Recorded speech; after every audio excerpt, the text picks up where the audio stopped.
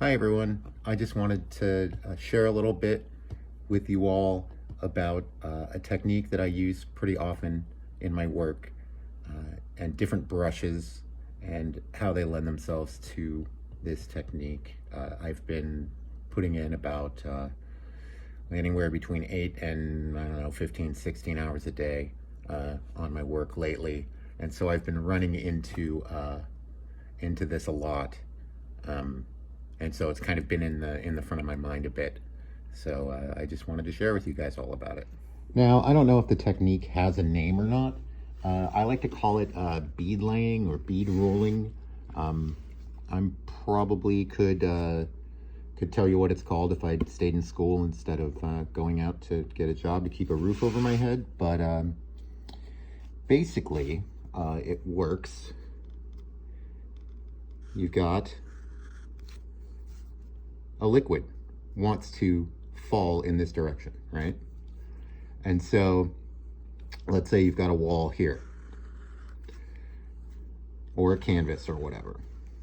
So that paint, when it gets on there, is going to want to do this. And it's going to roll over this way as it goes down. And so when you're painting, you have this paint in contact with the canvas wanting to do this, and you can drag that bead with a brush and it gives you very fine delineated lines, very, very straight lines you can make if you have a steady hand. So that's kind of the basis of it right there.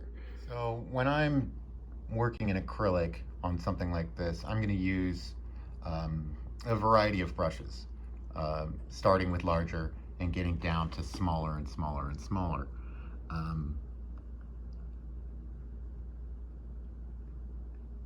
There's some very fine line work that's going on in all of this mess of debris here.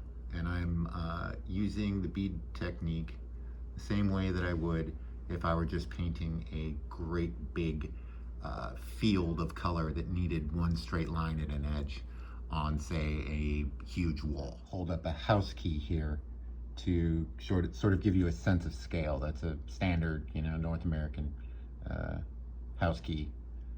So that's, the scale that we're looking at. That's how little all this stuff is.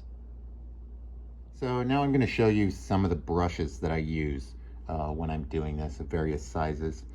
And also the way that I like to have my sort of improvised palette work. I use a Tupperware lid because they're easy to clean off. You can just peel off, if you're using acrylic, whatever's on there from yesterday. I like to use an old expired version of my driver's license to just scrape this off before every session. So something that I do is, hold on a sec, got my bucket of water over here. I like to keep water in the rim of this thing, down in there, right? And when I'm painting, what I'll do is I'll take some paint and I'll have this water on hand, sometimes a lot more than that I can dilute this paint with. And what I'm going for is trying to get it to be as thin as possible, but still, be opaque enough that it's going to block out whatever's behind it. And in some cases, maybe allow that to come through a little bit, depending. But that's what I'm doing a lot of times. So onto the brushes. This is a little bit of a happy accident. These are just, super cheap. Oh, hello, cat.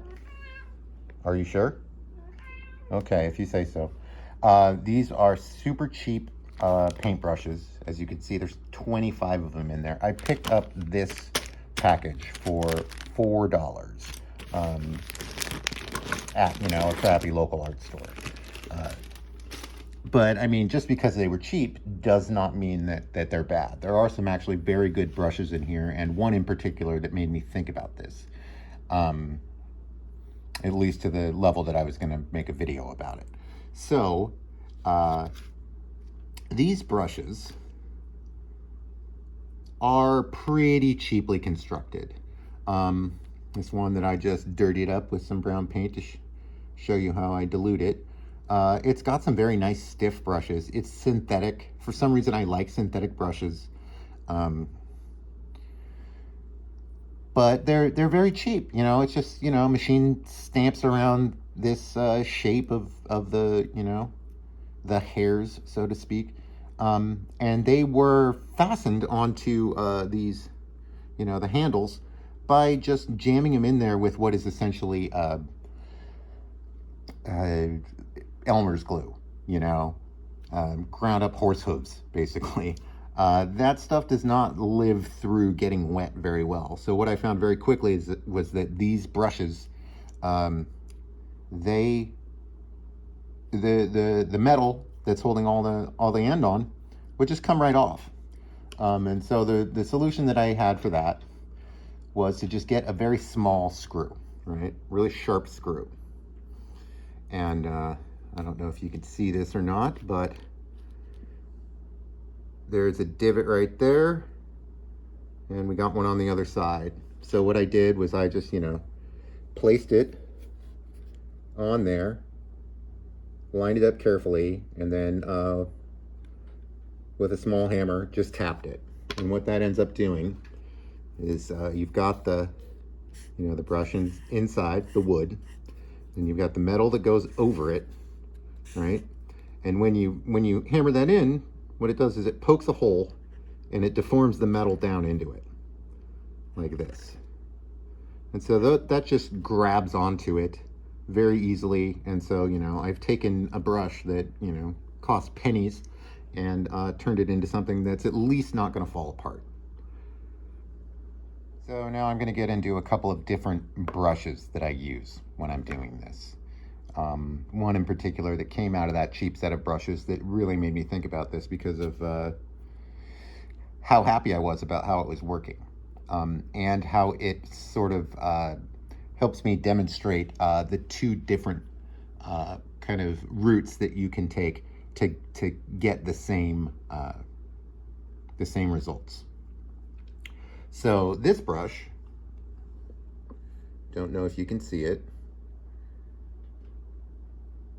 is very pointy, and you could just see at the end there's just 2 or 3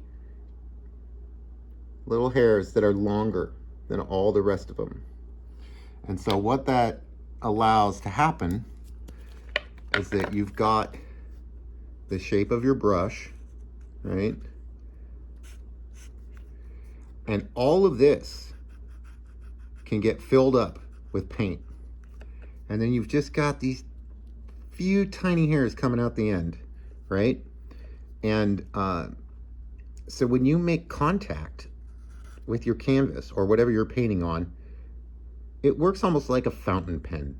And it allows this bead to come out of here and make contact, and it just gets fed from inside the hairs on the brush that are holding the paint that's a little bit diluted down, and it wants to run a little bit more like ink.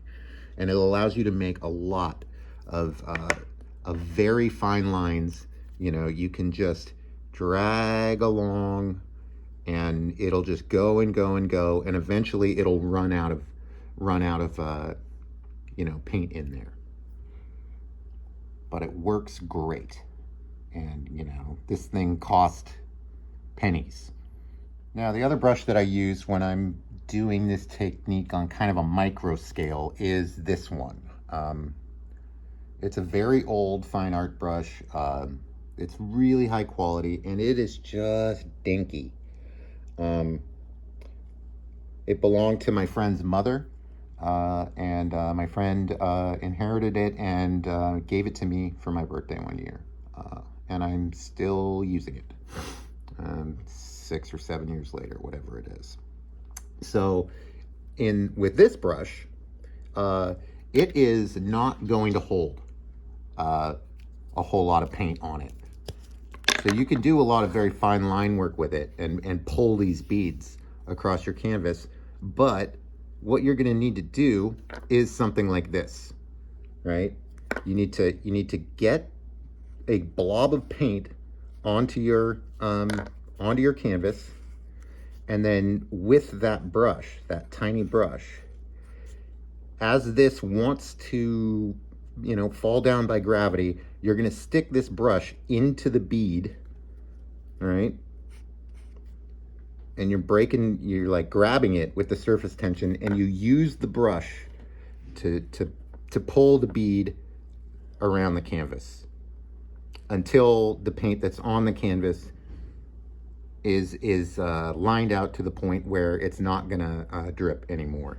And then you grab another, you come over, you grab another blob, and you get it onto the canvas, and away you go. So this technique, it works on things as fine as what I'm sitting in front of here, but when I'm doing things like scenic painting for theater, it even works with brushes that are this big.